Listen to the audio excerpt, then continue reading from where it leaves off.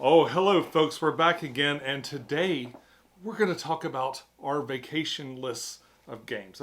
Basically, we both made a list. We're both going on vacation. Where are you going? Well, I'm not leaving till September, Oh, so you got so a I've got a little little bit of time. time. Yeah. I'm leaving in a couple of weeks, but we both got vacations coming up, and I said, hey, I'm kind of curious about, I have some ideas about what I want to take, and I was kind of curious what you were going to take too. So we're gonna talk about what we plan to take on vacation and why, and maybe give you some ideas for things to take on your vacation, or maybe some reasons to take one game or another. Just something to think about. Yeah, Here. just some thoughts, and these aren't like absolute lists. This is just from our personal collections, just some games that we found appropriate for the gaming groups that we're going to be with.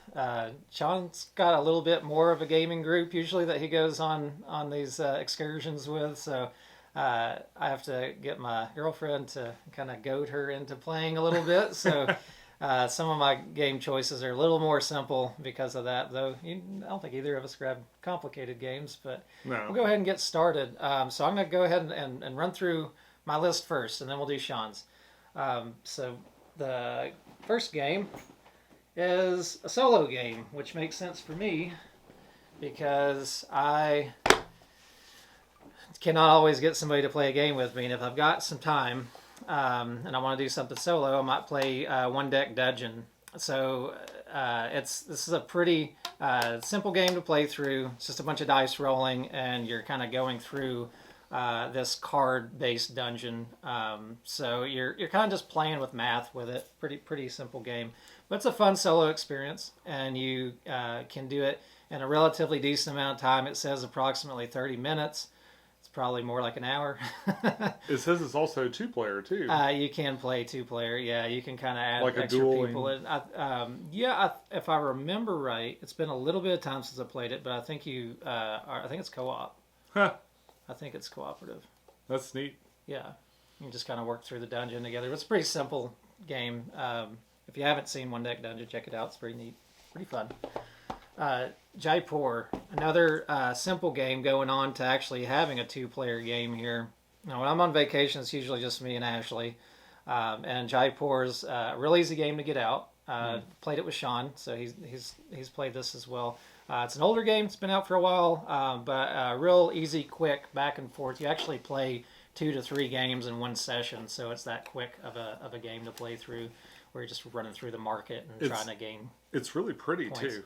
It's I'll say that it's a really attractive little card game. Yeah, great, easy to pull out if you're getting coffee in the morning and you're like, hey, you want to bust a little game out real quick before we get to the beach or wherever you're going. Nice, easy one. And going along that same thought process, I have the copy of Trash Pandas that Sean gave me on the last video we did about a bunch of different games. I really enjoyed this. I played this a couple times there. The last time we went out to the cabin, Ashley enjoyed it as well. Easy enough, not too taxing on the brain. You can get a game out pretty quick. Just rummage through the trash and try to get points. There's a full playthrough of this on my channel if you'd like to see it. There is. You should check it out. It's a fun video.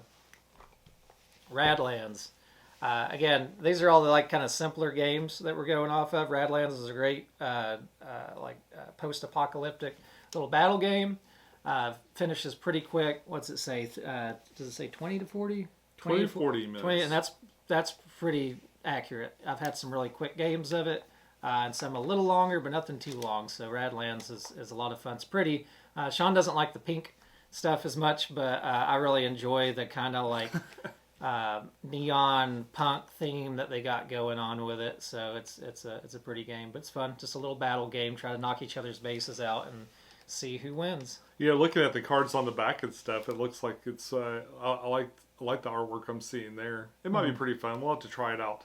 I hear a lot of good stuff about this one. Yeah, it's probably one of the most underrated games that I think I've seen because it just kind of snuck in there and not a lot of people got it. I haven't seen anybody else with it, but it's only gotten from what I've seen, it's only gotten great feedback, great reviews. Yeah, no, everybody I've seen that's reviewed it really liked it a lot.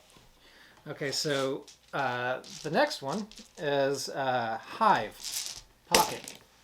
So Hive is an pretty old game at this point. It's been out for quite a while. I can't remember when I looked up when it originally came out.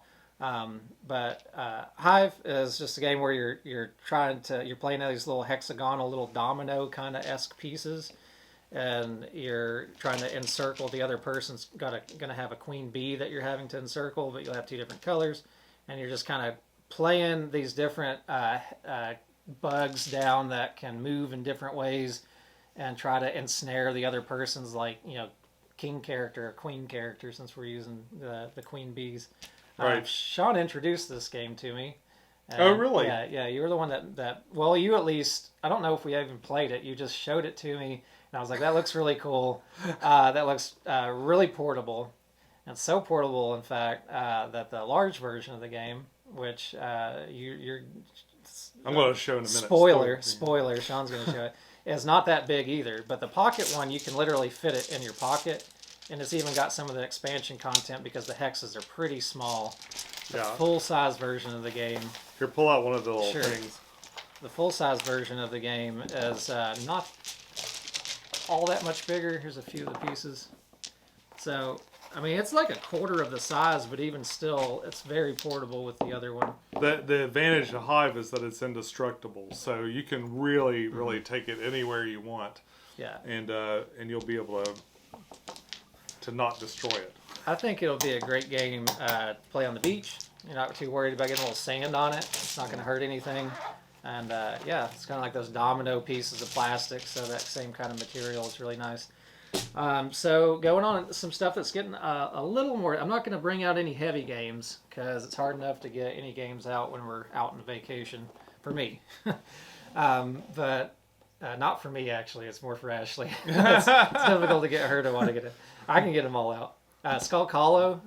Really like Skulk Hollow quite a bit. Another quick game. It's 40 minutes as a projected playtime on it, which is pretty accurate. It's just a two-person, head-to-head. One person's playing a big golem, and the other person is playing a bunch of little characters that are attacking the golem and jumping on their body and doing damage. And it's fun.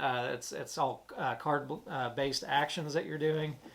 So you're managing your hand and the different actions you can do on each turn, and just trying to see who can whoop up on who the most. It's 2-player only. Mm-hmm. It is 2-player only, unless you get the Mall Peak version of the game. There's another iteration of this series. You can play the both together. And is that what they do with that? Is that what the other one does? And you can play a 4-player game. So I think it ends up being 2 golems against both sets of the. There's bears in the Mall Peak version, and there's only foxes in the Skulk Hollow version, and they play... I haven't actually gotten to play Mall Peak just yet. I do have it, but they play in a different way where the bears are a lot more powerful, but there's very few of there's only like 6 of them, and the foxes, there's like a dozen of them or so. So they're a little more expendable than the bears are, but it's a neat game. I've really enjoyed it. Very cool. Going up a little further on complexity, Abyss. Somewhat appropriate if you're going out to the ocean. Abyss, you're just taking on these lords, trying to gain their sway in this court of all of these like Ursula type characters that are coming out. And it's a simple... It's got simple mechanics in it, but there's a lot of fun little situations. Still a fairly quick game. You play it in whatever. Yeah, gorgeous artwork on this too. We did a full review on this. This one on my channel, so be sure to check that out. Yeah, it's one of the first videos. And you just did an insert for this, right? Yeah. It may be slightly jostled. We just took it for a spin. We did. We can see how jostled it got. Yeah. Not bad. Got all the expansion content in here and everything. It's all fitting pretty decent. I think the heat of the car actually warped this slightly right here. Oh, wow. It's already really thin walled, but it works just fine. It still goes together, so I'm not too worried about it. It's just PLA. But yeah, it's definitely whatever nicer to have that insert than to not have it. Cause so is nice and easy. Is this one of Ashley's favorites too? Yeah, Ashley's. So all these games, except for Flamecraft, Ashley's played with me and has enjoyed them. Also, One Deck Dungeon, she hasn't played that, but it's a solo game. primarily anyways, so Yeah. I didn't really pick it for that. I do believe she's going to definitely enjoy Flamecraft once I get her to play it. But I did just play Earthwither, and she really liked that. She's really liked Abyss. Again, not too taxing. Like, they're not playing Spirit Island just because it's not, gosh. I don't want to break her brain and keep her from playing anything else with me for the rest of the trip. So Earth is a fairly popular game right now. I think it's somewhat of a like in between of like Terraforming Mars and Wingspan. Maybe a little bit more on the simpler side, kind of like Wingspan is. I mean, I know there's some depth to strategy on Wingspan, but not nearly so heavy to get into as Terraforming Mars is. But it's an engine building game where you're creating Earth and you are just basically trying to set yourself up to be able to maximize and like just like any engine building game have efficiency of actions, efficiency of movement. It's really fun. So we're actually going to get this out we're shortly. about to play it. Yeah, we're going to get this out shortly. And then the last one is Flamecraft. So Flamecraft's a very cute game. I'm not sure how I'm supposed to hold. Am I holding these up or holding these this way? Just hold It's it. okay. I'm just showing it off. Okay. I got for the other camera. That kind of works, yeah. Maybe I'll show off your games and you show off mine. So Flamecraft is another bit of an engine-esque kind of thing. There's a little bit of engine stuff going on in it. But you're just taking opportunities to gain points in the most efficient way just to try to set up yourself with these resources you're gathering that you're exchanging for points. And it's fun. It's very cute, very pun oriented. There's a lot of silly little dragon puns in there as well. So it's I really enjoyed it. So I know I haven't heard of anybody that hasn't liked Flamecraft yet. So what is the theme to this? Are there dragons cooking food? Yeah. So you're in a like a little village, and there's all these markets or all these like shops or whatever the different dragons are in. There's like 4 or 5 different dragons, I think, and maybe 6. I don't know. But each one of them does a similar thing where they can be activated in a way that's going to just do something that's going to that's kind of that engine-esque thing that's going on where you're gaining a more efficient action out of them.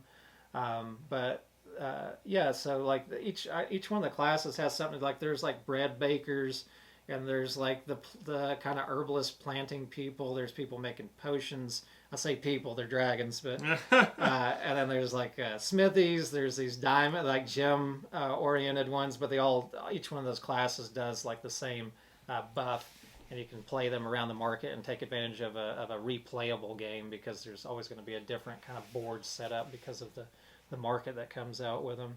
You're a cute little dragon, but also a laborer. Yeah. Making that money. Dragons gotta make a living too. You never played Flamecraft yet? You haven't? No. Oh no, we're gonna have to play that at some point. So I don't have any like 10-year-old girls to play with. I'm just kidding. You can't I'm just kidding. Never judge a game by its cover. I think you should only judge games by their cover. There's so many games I didn't buy because they had a terrible cover. Many games, though, that I've come to really love, I did not love them because of their cover. Yeah, there's a bunch of those too. You're right. I'm just playing devil's advocate. I'm gonna start off with this one since we kind of halfway talked about it already, and it's Hive, and this is the not Pocket Hive. Mm-hmm. It is a lot bigger and heavier. In fact, I ended up getting the Pocket version because I usually keep that one in my car. Mm-hmm. Because this is Holly's absolute favorite game. Oh, so, is it? Yeah. And so you were saying when you travel, it's a couples thing, right? Yeah.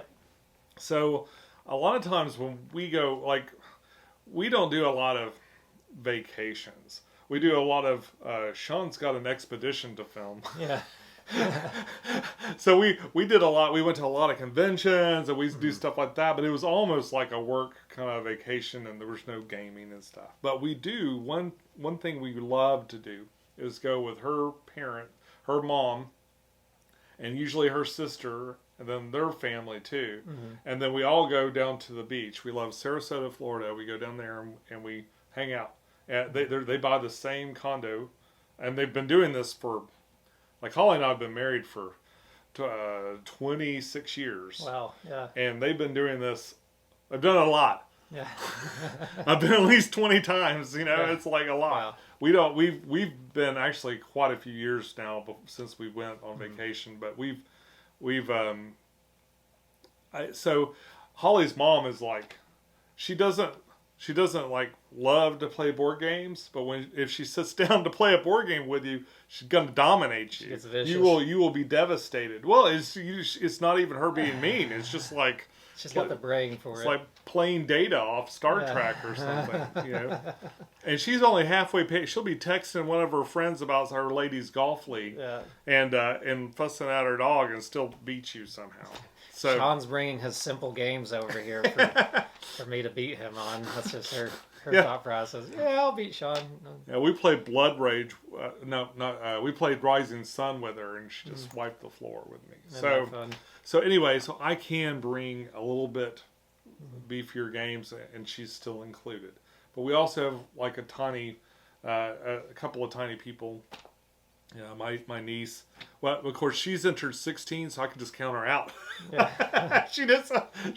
She might, if I pull something out that looks like whatever she thinks is cool right now, maybe she'll come play with me. But for the most part, I just don't count. My brother-in-law, however, loves to play games with. In fact, he sat down with Christmas, and we played almost all the way through. That Time You Killed Me. Yeah. And a couple of other things. Like, he's just like, he loves to sit and just figure stuff out. So that's great. Yeah. And my wife and daughter will do it if I ask just right. And by that I mean, please. But, so I have what is it you said you emotionally blackmailed them into? Yeah, I mean, that's really the best way. Yeah. No, probably not. It's probably unhelpful. But, a little bit, it's okay.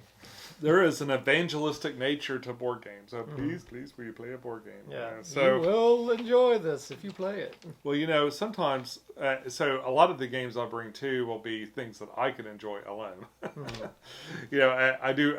That's why I was like, one deck dungeon. That sounds good. Yeah, You always got to have something that's like, well, if nobody's wanting to hang out and play, I can still do something. Fiddle around a little bit if you want. Yeah. That's how I learned Wingspan, is I just sat there and played that. Nobody wanted to play. Oh, yeah. You play a sad solo game. That's more complicated than it needs to be. Oh.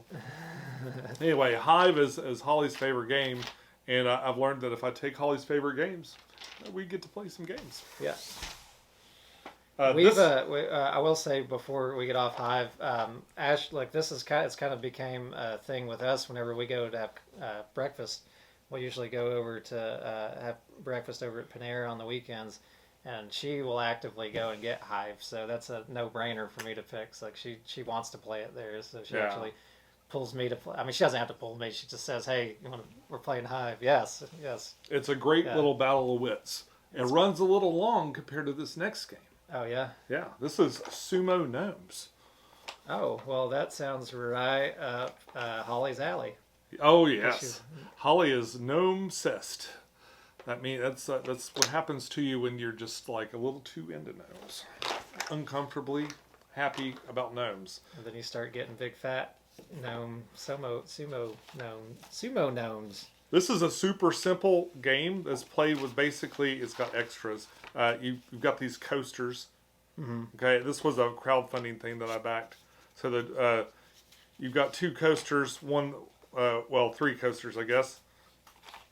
One is sort of your activation area, another one's an arena, and you're going to roll dice and use them to push your gnomes around. It's got some little 3D printed gnomes and stuff that are kind of pointless, but yeah, so it's just a little sumo game, and it can end in 30 seconds, or it can end in like a minute. I've never seen a game go longer than maybe a minute or two. So it's a good, quick little game. He is ready to push. Like he is. It looks like he's having a baby. It looks like he's super constipated. You're supposed to put just trying to get it out. You're supposed to put the little dice on top of the guys and stuff, but it doesn't work. It doesn't work super well. But we'll definitely do a playthrough and a review on this one. This is a very small very small niche game that no one knows about. No, but I've it never is heard of absolutely hilarious. It looks like a cute little game. It is. It's a lot of fun. And somehow just barely fits in this box. Okay. Sumo Gnomes. Oops, like that. This is one that Holly and I just reviewed recently, and it is one of my new favorite dueling games. Have you played this yet? I have not. I haven't played the original Splendor, even though it's been out for quite a while. So the original Splendor, once you figure it out, well, here's what happened. I got it for my phone. And when you get it for your phone, you play it like 1,000,000 times. Oh, yeah. And after that, you kind of learn, like, there's a pattern. You got like a known pattern that you always do. And I got to the point where it's kind of too easy. Yeah. And then no one I could play with could compare. Oh, I just became too good. it's too good. It's like a master that can't Master. I can't find a worthy He's opponent. a master of Splendor. He's a splendorous master. Anyway, that's not true. But here we I just got bored with it. So here, this plays a different way. It's kind of similar. So if you learn this, it'll make learning other Splendor easy. I actually watched you play this with Jamie. Right? Oh, Yeah, okay. yeah, you did a playthrough of this. So if you want to check out a playthrough, he did one a month or so ago. Yeah, I forgot. Yeah, I did a playthrough with Yeah, it. yeah. And then Holly and I think reviewed it. So Oh, well, there you go. You got two no, videos. we reviewed the Travel Azul. Oh, yeah, that's right. But Holly loves this game too. I'm sorry. It's very confusing. But yes, Jamie and I did a full playthrough of this. In fact, we pulled it right out of the box and just played it right then. Super easy to learn. And Just a lot of fun. Another kind of engine building, get the money, kind of get your most points kind of game. Like, Well, you try to get all figure these out cards, and those cards count towards your resources and stuff. So you got to buy cards that help you get cards. Yeah, so you kind of it's somewhat of an engine thing then that you're getting for the resources to get Kind the of, points. but it doesn't feel like it's not a mechanical engine. You know what I mean? Like you don't have it doesn't feel more It's like an efficiency of action kind of engine Yeah. thing going on instead of like a constant engine. resource gathering. Yeah. My next one is Driver. This is one of my early reviews on the channel, and another crowdfunding thing. It is a racing game where basically one person is a bank robber that's escaping a heist, and the other person is a police officer. I like to play this. The other ones, all of these have been really small, and that makes them kind of an obvious choice. All kinds of pieces in here too. Yeah, there's a lot of stuff in there.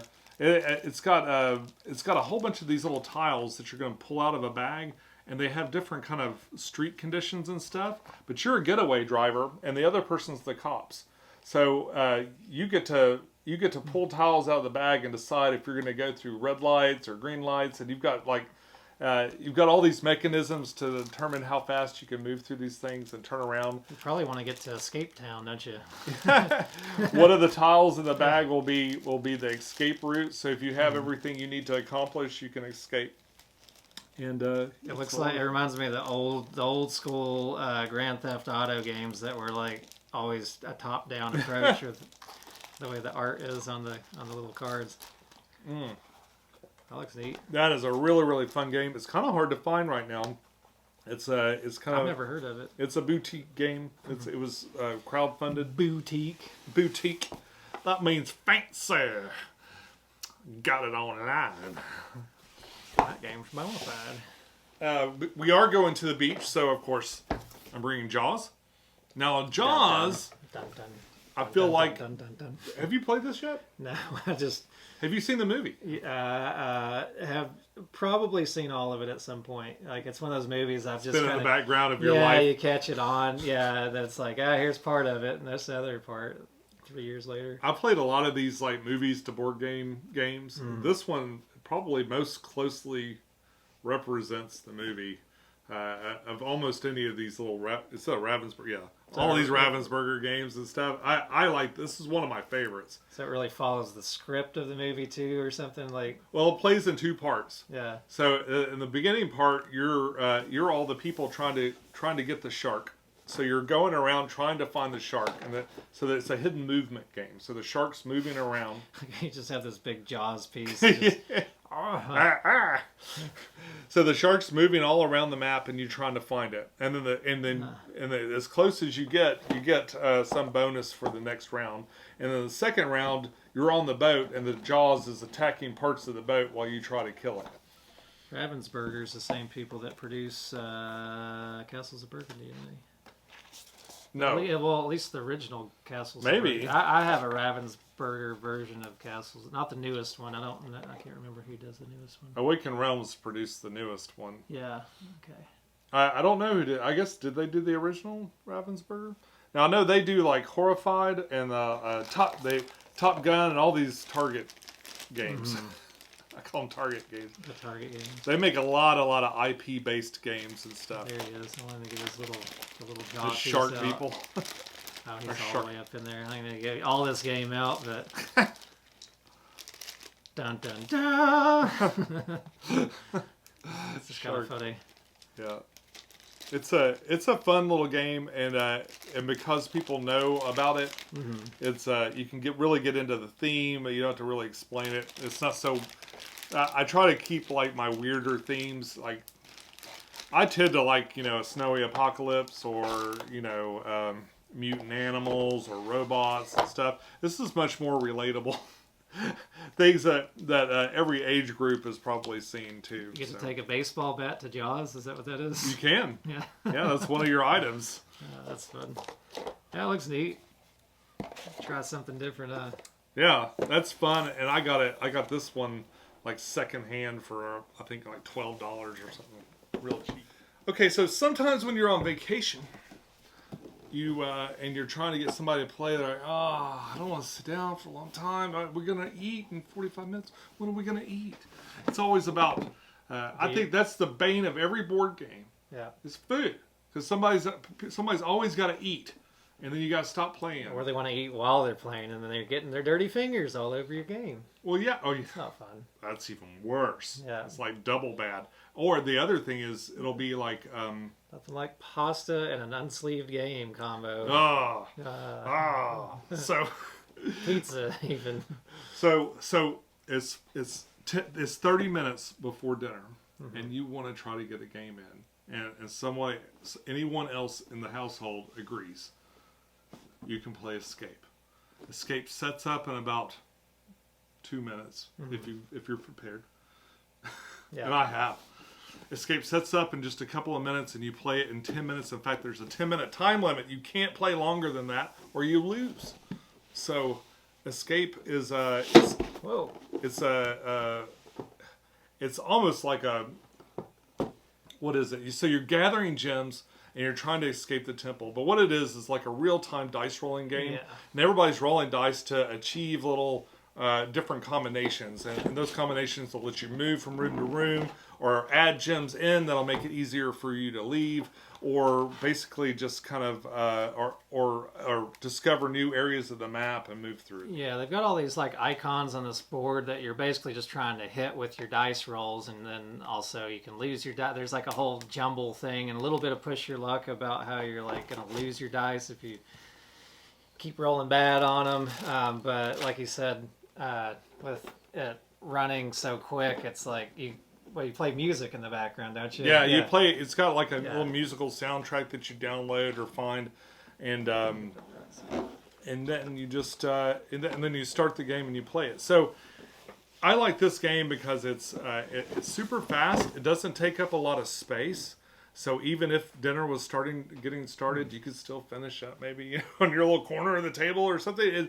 It plays a fair amount of people. What's in it? 1 to 5. 1 to 5. And it's 8 and up. And I think that kids, in particular, your kind of hyper kids, are gonna love a game like Escape. It's very exciting. Yeah, and it's just like there's a whole bunch of just hurry and yelling and kind of like, get that, get this. It just sounds like something a bunch of kids are doing anyways. But not to say that it's like a kid. It's not like just a kid game. It's just a fun, quick game to play. It's an exciting dice rolling game. very much along the lines of Indiana Jones. Oh yeah, it's got a real Indiana Jones, Yeah. Raiders of the Lost Ark, yeah, or Tomb Raider kind of feel to it. This is a new game that I got just this year. And I still have not gotten to play it yet. Oh, we gotta play this one, buddy. Yeah. You're gonna like it a lot. In fact, this would be a good one maybe for a playthrough. I think I watched you and Holly play this. Oh yeah, we did. We played the end of it, Oh, like did on you? the video Oh, and stuff, okay. and we didn't even do that right. Oh, that's right. Yeah, I think I was just watching you guys do the Dropping the ape. The ape, yeah. This is a city building game, but it's not too it's basically you're drafting these little tiles to put out on the board, and then you're and you're filling them up. You're putting these little cubes down to kind of complete the buildings and build your buildings and stuff. Mm-hmm. It's got a lot going for it.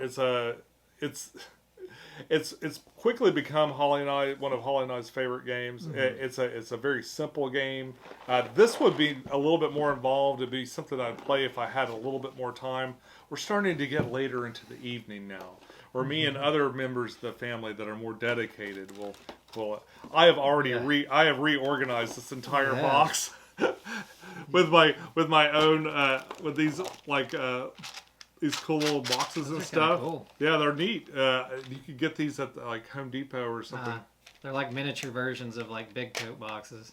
There's a brand name called the Really Useful Box. You can get a Joann's Fabric and stuff like that. Mm-hmm. And this is a tiny version of what I put my DEI in. Oh yeah. Like I could almost if I could make a miniature DEI, I could put it in here. It's the same box. So this is kind of like a worker placement game. Is that right? You got a lot of different colors of meeples that you're using. So you roll the meeples.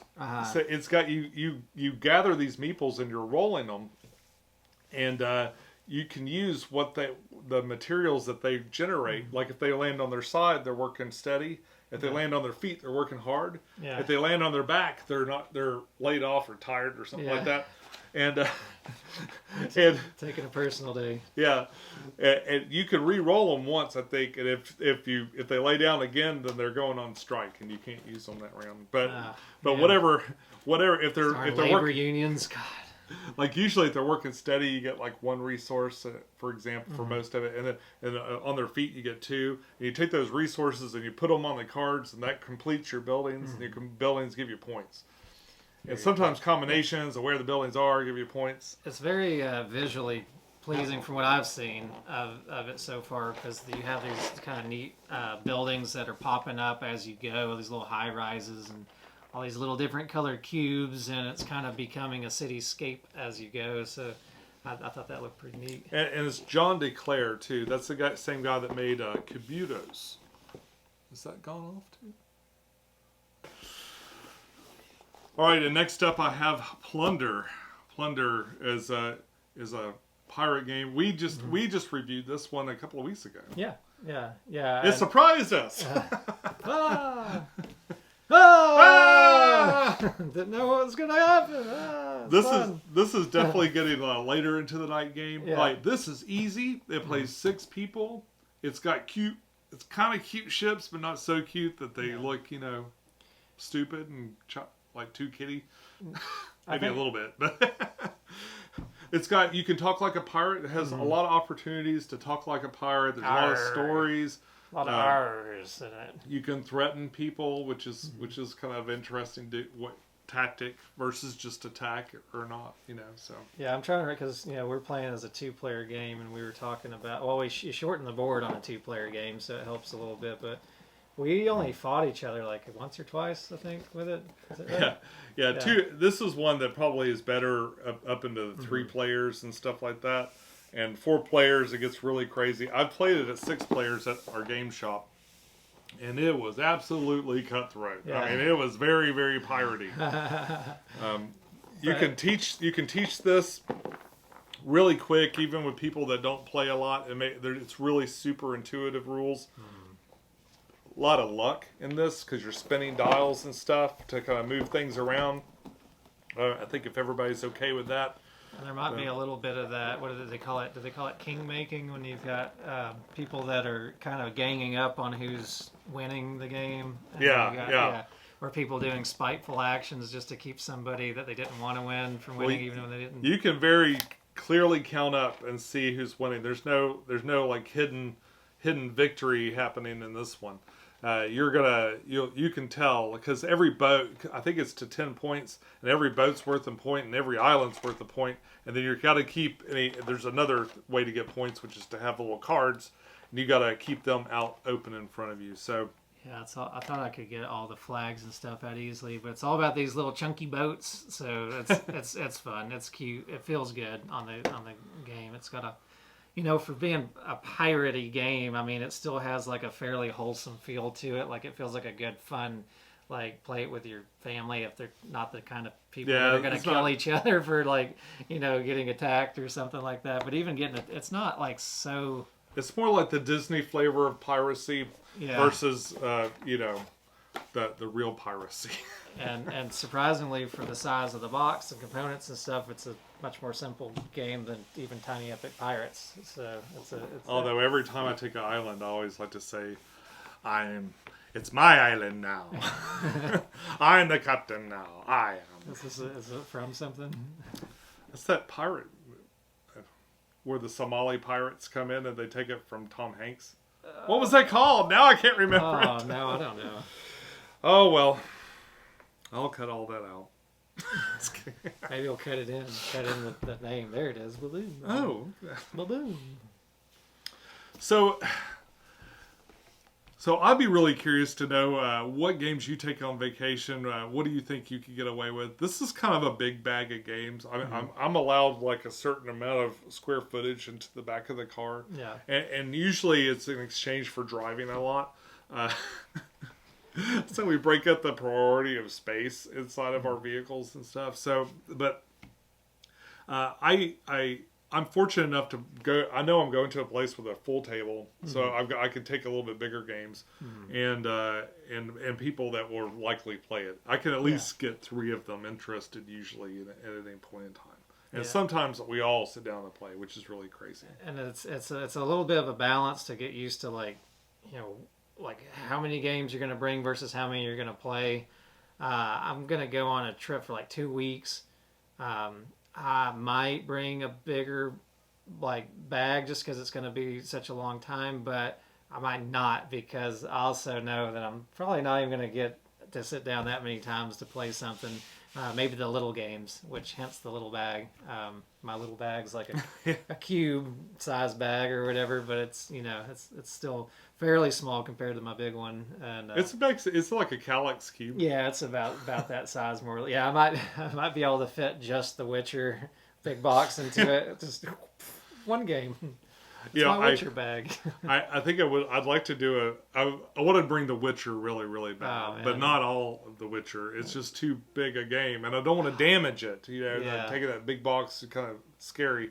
So I might have to try to figure out a way to rebox the Witcher into a smaller, something small, to half the box again, and see what I could do. See if I can make a travel version of it. Of the big box. Yeah, there should be a way to do it. Just the base game content shouldn't be too big. Another option too that I've heard a lot of people talk about is you can get some of those totes and stuff.